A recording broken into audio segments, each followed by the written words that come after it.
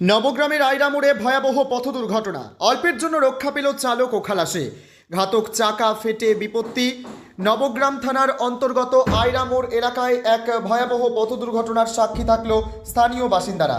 অল্পের জন্য নিশ্চিত মৃত্যুর হাত থেকে রক্ষা পেল একটি পণ্যবাহী গাড়ির চালক ও খালাসে। স্থানীয় সূত্রে জানা যায়, বুধবার সকাল 9টা নাগাদ বহরমপুরের দিক থেকে একটি পণ্যবাহী লরি অত্যন্ত দ্রুত গতিতে নবগ্রামের দিকে আসছিল। আইরামোড় সংলগ্ন এলাকায় পৌঁছালে আচমকায় গাড়িটির একটি চাকা ফেটে যায়। নিয়ন্ত্রণ হারিয়ে গাড়িটি রাস্তার পাশে সজোরে ধাক্কা মারে এবং পরবর্তীতে মাঝ রাস্তায় দাঁড়িয়ে পড়ে। দুর্ঘটনার বিকট শব্দ শুনে সংলগ্ন এলাকার মানুষজন ও ব্যবসায়ীরা দ্রুত ঘটনাস্থলে ছুটে আসেন। গাড়ির কেবিন থেকে চালক ও খালাসিকে অক্ষত অবস্থায় উদ্ধার করেন। প্রত্যক্ষদর্শীরা জানান, সকালের ব্যস্ত সময়ে ওই রাস্তা দিয়ে বহু মানুষ বাজারের উদ্দেশ্যে যাতায়াত করেন। গাড়িটি রাস্তার পাশে উল্টে গেলে বড়সড় প্রাণহানির আশঙ্কা ছিল। ঘটনার খবর পাওয়া মাত্রই দ্রুত ঘটনাস্থলে পৌঁছায় নবগ্রাম থানার পুলিশ। দুর্ঘটনা কবলিত গাড়িটি রাস্তার মাঝখানে থাকায় যানজটের সৃষ্টি হয়েছিল। পুলিশ অতি দ্রুত ক্রেনের সাহায্যে গাড়িটিকে রাস্তা থেকে সরিয়ে দেয় এবং পরিস্থিতি স্বাভাবিক করে যান চলাচল নিয়ন্ত্রণে আনে।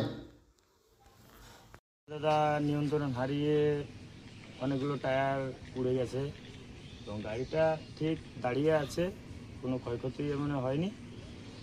টায়ারের শুধু সমস্যা, তাছাড়া কোনো ড্রাইভারের কিংবা খালাসির কোনো অসুবিধা হয়নি। গাফিলতি কাজ ছিল। গাফিলতি দাদা ড্রাইভারেরও দেওয়া যাবে না, কেন যে টায়ার যদি উড়ে যায় নিয়ন্ত্রণ হারিয়ে দাদা এরকম হতে পারে। আচ্ছা আচ্ছা, এটা বলা যাবে না। কোন দিকে যাচ্ছিল গাড়ি?